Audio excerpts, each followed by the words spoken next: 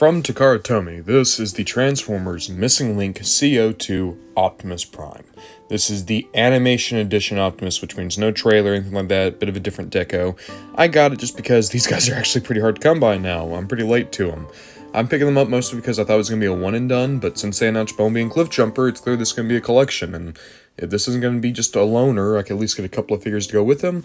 I'm more interested in this Optimus. This is the box that you get it in. You can see it's just black and white. It looks similar to some of the old generation selects and even a handful of the Masterpiece mailers from back in the day. And down there it says, authentic TakaraTomy product as sold in Japan. That's right. This was a TakaraTomy exclusive project. I think Hasbro is just distributing this one as opposed to co-developing it. But now let's actually get out of this mailer. The box here is actually really cool. Just to be clear, this is not what the G1 Convoy or G1 Optimus box looked like. It's a recreation inspired by, but it's actually really, really nice. I love this. So you can see there's Optimus there. You got this artwork here. On the top, you can see a very simplified version of the transformation. Looks really, really cool. It actually looks like the stop motion they do for the Convoy commercial, if you've ever seen those. And then you have the katakana up here. And then down here you got old Optimus and Optimus again. And over here, oh dude, I love that original artwork. The one that kind of implies that Starscream's the boss. I don't know, that's always the implication I get from this drawing. I'm sorry, I can't read any of this, but you can see the tech specs. He's high in pretty much everything except for what I'm going to assume is speed. And then over here, there he is again, and this time he has the Energon X. A very cool box. I get rid of most of my boxes. I might keep this one just because it's actually pretty interesting. But now, let's actually talk about the figure. Whenever we start talking about more expensive figures that aren't just normal retail releases, I always do like to show how they're packaged. Unfortunately, I think this one's going to be a bit of a awkward thing. So, yeah, that's styrofoam. Okay. That is how the original G1 figures were. Oh, God. That's just a block of styrofoam. Okay. Okay. Oh. So this is supposed to recreate how the figures were packaged. Yes, Transformers used to be packed in styrofoam. Look, we're more aware of what styrofoam does nowadays than we were in the 80s. I understand what this is for, and I'm sure that some people out there are going to be really happy. I'm not nostalgic for G1 figures in that way. I'm nostalgic for, the cartoons that I watched as a kid, and the G1 reissues that were coming out in the 2000s. That's why I got this Optimus, because one of my first Optimuses was the 25th anniversary reissue of the G1 Optimus. That styrofoam bothers me a lot more than it should. Okay, let's just move past it. You can see everything is packaged. Taking a look at Optimus, and the vehicle mode is kind of what you'd expect from G1 Optimus. It rolls well, it looks really, really good. There are a couple of issues. So, this Optimus has articulated legs, meaning that these legs don't... Oh, wait, never mind. They collapse together better than I thought, but they still don't collapse together all that well. There's always going to be a bit of a seam right there. Even still, at least he can actually articulate now. Alongside that, you see these... Yeah, at first I thought those were sprues. Those aren't sprues. That's staining from the styrofoam. So, styrofoam. Yay. But yeah. Just to point this out now so that you know what you need to be looking for. So you have the G1 Optimus cab. You will also get an ion blaster. It's kind of a in between his toy gun and the cartoon gun. I say that because this is all from the cartoon gun, right? Like this little part here. But then all this is the toy gun. So you got that. You should get an Energon X. Looks pretty solid. You should get a Matrix of Leadership. And you should also get this big bundle of papers. This is going to have your instructions. It's going to have tech specs. It's going to have some other things. In fact, why don't we go ahead and take a look at this. This is protected by tape. It's in the back of the styrofoam block. So it could be an easy thing to miss. But let's take a look at to what all this is. So, like I said, you get the tech spec decoder.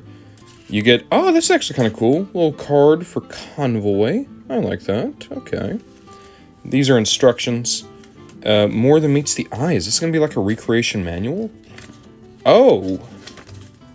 Oh, it's like a making of. I mean, it's a shame I can't read it, but that's kind of cool. You got the original Optimus Prime toy there. Pretty interesting. All right. I like that. And then here, it's not a G1 toy if it doesn't have the stickers. We'll check out the thing in robot mode, and I'll figure out if I want to do stickers or not then. A part of me doesn't want to, but I mean, if I think it would make it look better, you know? But alright, that's enough talking about the bits and bobs. The vehicle mode looks good, let's see the robot mode. I don't normally do transformations, but I figure, hey, this would be fun, let's go through this together. I'm not going to try to look at directions. If it gets to a part where it's hard, then I'll pull them out, but I'm hoping this is going to be pretty similar to the G1 guy. So first thing I'm going to do is I'm going to fold down these legs. Oh, okay. Oh, there we go. You just got to unhook them first. And then, because there's a divider now. Okay. So first thing you got to do, let me zoom out. The first thing you got to do, so let me just make sure that's the case. Yep. So when they're up here, they can click together. You got to unclip them and then fold them down. And that's got our legs for Optimus. Let's go ahead and get his feeties out. There we go. We got feeties. Our brave leader, Optimus Prime. Let me fix the camera. Dupe. Get this stuff out of the way. Yeah, I don't do on-screen transformations, so this is new. Alright. So then the arms. Ooh, okay. Okay. Maybe I gotta go out first? Because usually on G1 Prime, what you do is you just pull out this way. But that's not... Oh, here we go. Okay, you kind of have to do it in tandem. There we go. There we go. There... Oh, yep, there's his hands. So, hey, you're not going to lose the hands on this one as easily as you do the other G1 Primes. Yeah, second one's a lot easier. There we go. There's just enough clearance. It's actually kind of hard. Oh, listen to those ratchets, too. Wow. Clicky boy. Alright, and then we just flip over the head. Alright, and... yeah. Okay. Yeah. That's our Optimus. Good, quick, easy transformation. Gives you this thing. Let's have a look. The first thing I'll say is, I kind of wish they went for a more toy-accurate head sculpt. I know the one that comes with the trailer I think is more toy-accurate. I think it looks better.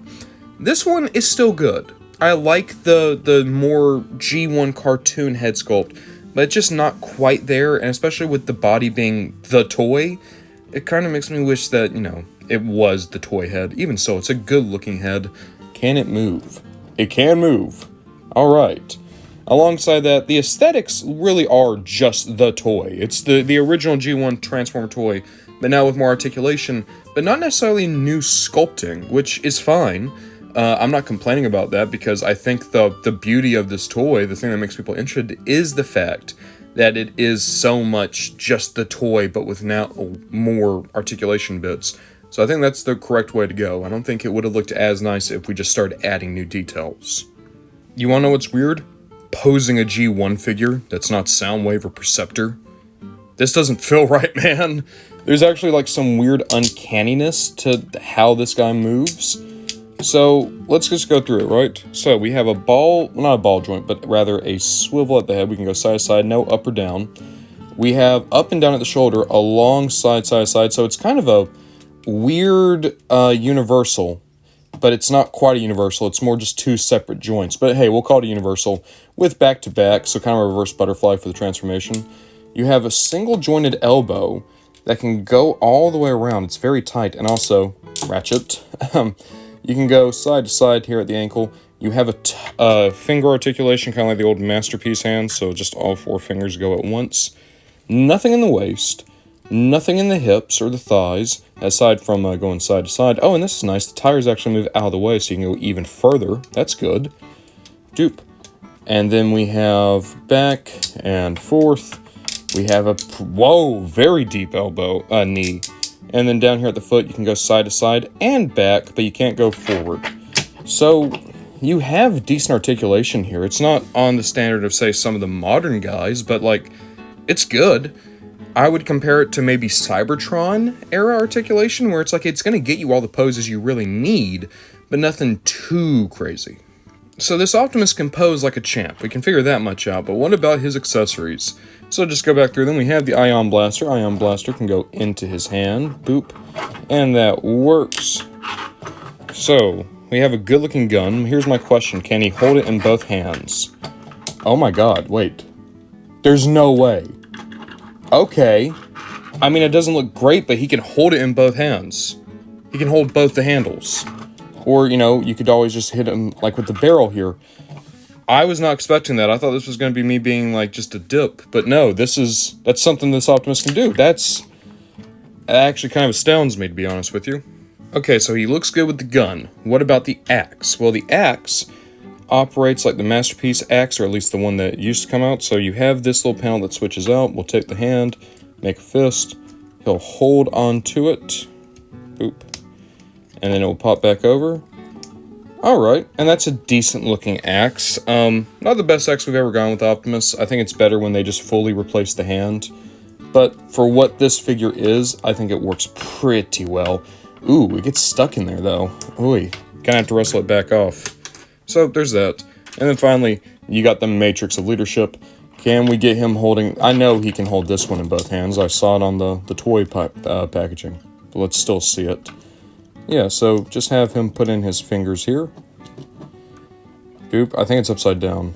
I think it's upside down. It is upside down. Okay. He has a hard time holding this. He has a really hard time holding this. Yeah, it doesn't fit into his fingers.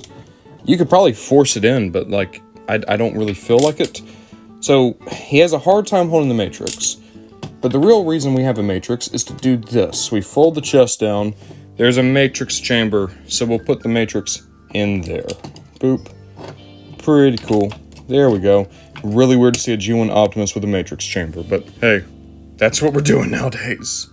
I'll be honest with you, a part of the reason why I got this figure is because I bought into the hype. I heard people talking about how this was like the greatest Optimus ever, and it was a revolution of figures, and messing with it, it's interesting.